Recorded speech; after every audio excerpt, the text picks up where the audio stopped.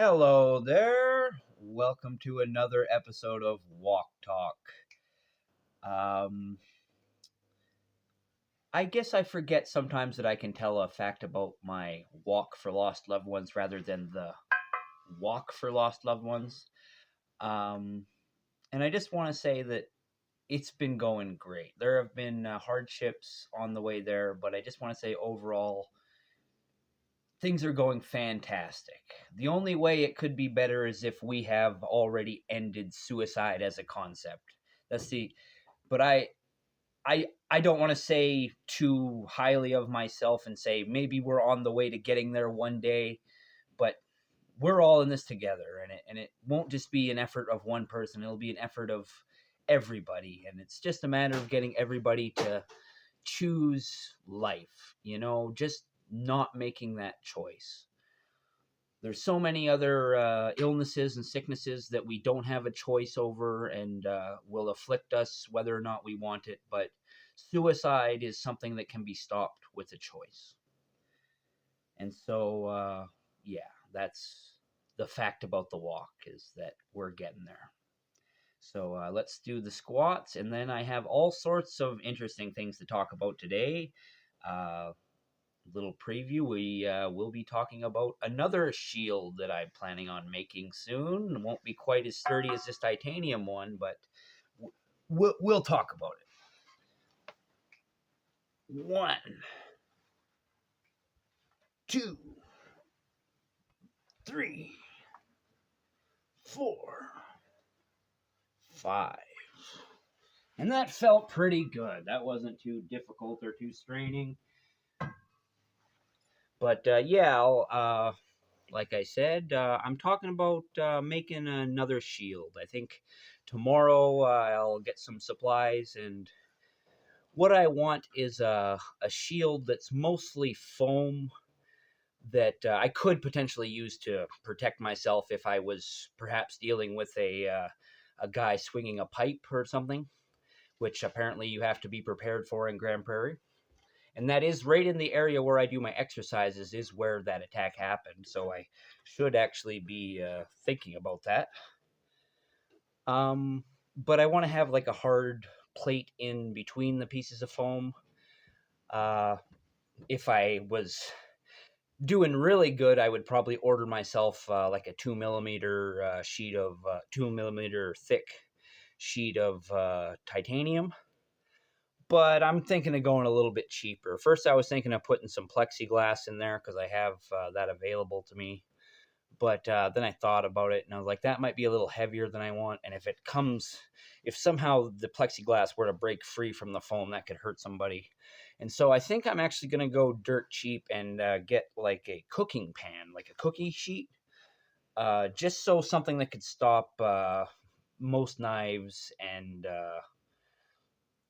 um, needles if somebody whether accidentally or intentionally tried to jab me or somebody else with a needle. I could block that if there was a hard piece in between the foam. And that's the main reason why I want this is because last month I had a little more action than I'm used to, and I tried to intervene in one fight, and I did intervene in another fight, and both of those times I think it would have served me well if I had a piece of foam that I could put in between people.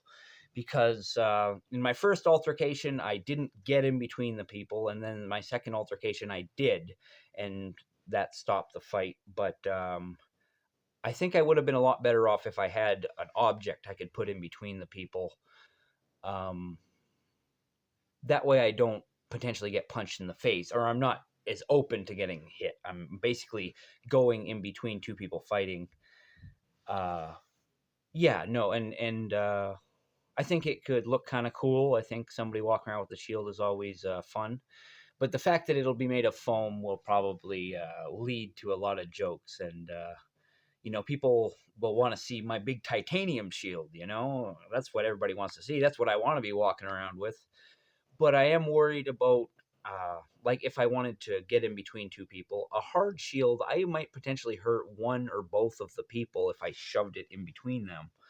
And so that's why this is going to be a shield that's mostly foam, because I think that makes the most sense. Now, the other part of my brain is picturing another version of this shield that will be foam, but perhaps covered in like a fire retardant fabric to prepare for those kind of scenarios. Also with the titanium plate in between, because that would be light and strong.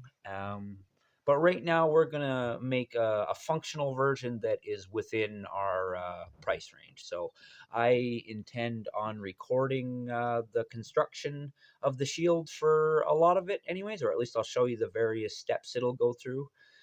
Starting from just a few raw supplies from Dollarama, leading into the completed product. Yeah. The other thing I want to talk about is I'm finally going to release an Electric Sheep episode that I have been working on very hard, very long. Some people might think because I use AI collaboration that I don't work hard on my stories. Well, let me tell you how hard I work on my Electric Sheep stories, or at least how hard I'll be working on this one and have worked on it. Not only have I had a lot of drafts of this story already, various iterations of it, but what it is Scientology versus Mormonism.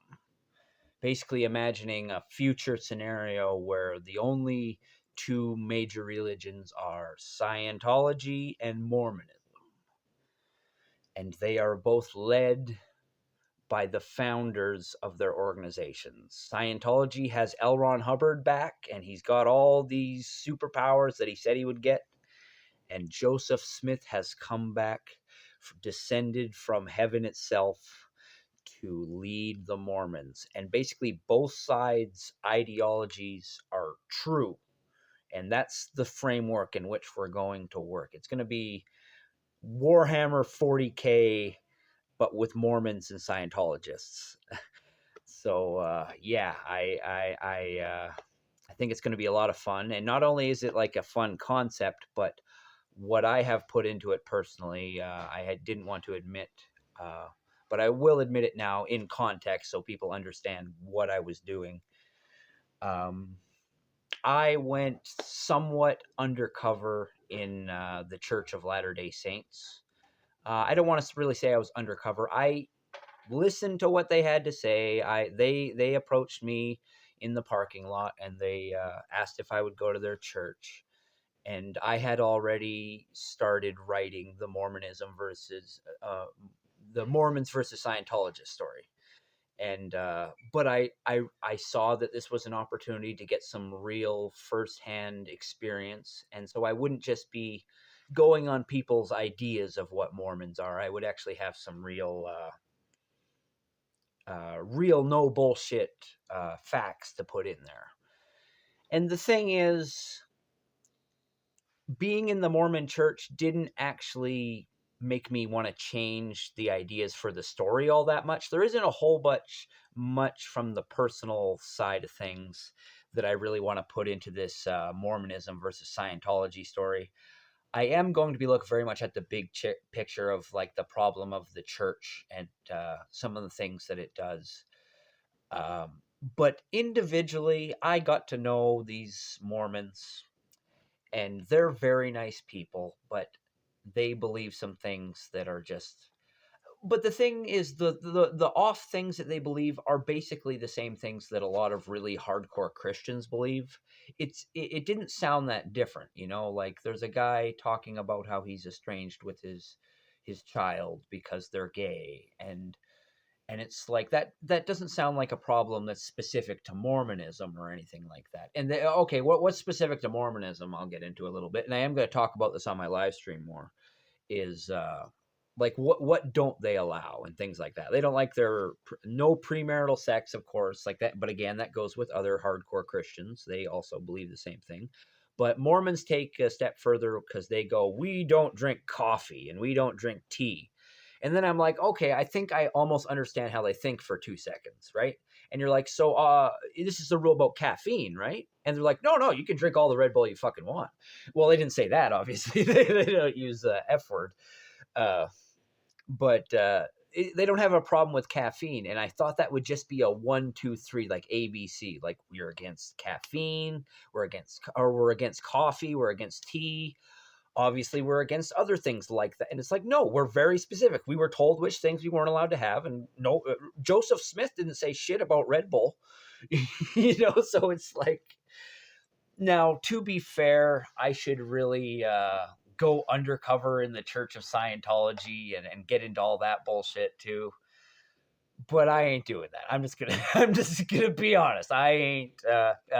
Church of Scientology is fucking expensive, but that's just something that both that I just realized the Church of Scientology and the Church of Latter-day Saints, that you might know as Mormons, have in common, is they both want your money. And the thing is, the Mormons, they want like 10% or something like that, and Scientology wants like big cash payments. Don't think they want percentages as much as, to get to this level you pay this, and to get to that level you pay that. But I am speaking a little bit out of ignorance, so I will try to do a bit more research on Scientology before I get down to writing this epic sci-fi fantasy story, because I just think it's a lot of fun, and I do like listening to the ideas of Mormon heaven and the Mormon afterlife, because it's very soft-handed. Where other Christians are like, if you don't follow this, you're gonna burn in hell. Where Mormons are like, well, you'll just go to kind of like a shittier heaven. Like, we all go to a theme park, but you just have like water, where we have soda, and it's like, like, they weren't that specific. But basically, they're basically saying, to get into the good heaven, you need to be Mormon and you need to be married. And it's like, that's how you really get up into the good heaven. And it's like, they didn't talk to me all about the goofy sci-fi stuff, though. I know they got it. I know the Mormons have that shit. They talk about, like, I know I've heard this in other people going into Mormonism. They talk about founding new worlds, and everyone who goes to their new heaven, they get to basically be a god of their new world. And it's like, that's some sci-fi shit right there. You're going off into outer space and you're founding new planets. You can totally fit that into a sci-fi framework. And it's like, and then Scientology, that's all sci-fi. He started off as a reincarnated alien.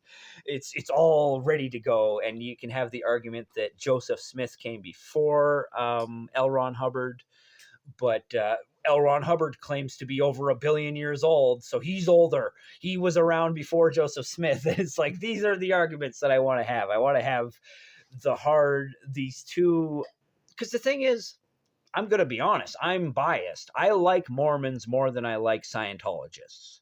But what I want to envision is the idea that through a religion being spread to the whole world, there will become people that take a more moderate stance on that religion. Like, there will be extreme Scientologists that are fighting in robot suits against Mormons that have religious powers, just like the people who awaken their thetans also get powers. And like, everybody is claiming all this crazy stuff. And it's like, what if it was all true? What if the Mormons were right? What if the Scientologists were right? And those are the two groups that most people today have a lot of problems with. And it's like, but try to see it from their perspective. That's going to be a big part of it, is just trying to wrap our heads around how these people think. And I might fail at that, because I'm not a Scientologist. And even though I was baptized by Mormons, I do not consider myself a Mormon. I hope that doesn't let anybody down. I will say, there is a real life superhero on Facebook who is a good friend of mine. I consider him a very good friend of mine.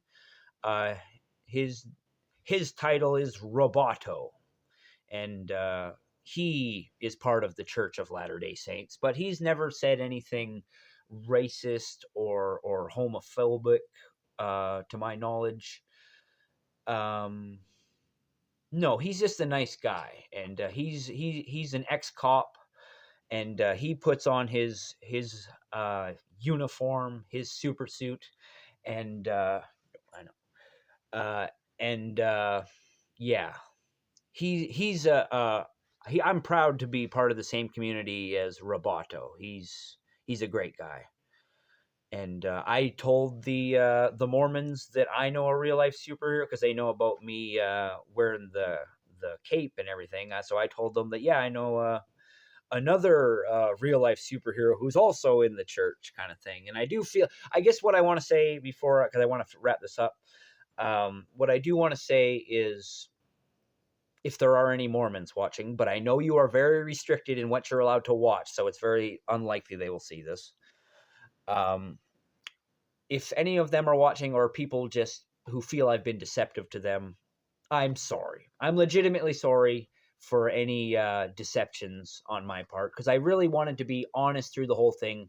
But I said bullshit like me and my fiance weren't having sex, and that's just a lie. That was just a lie.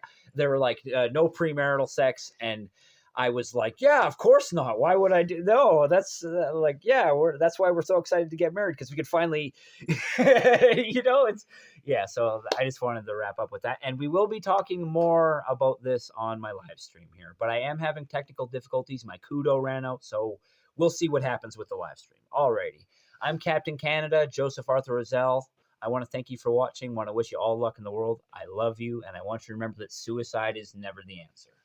Peace out for now. And stay tuned.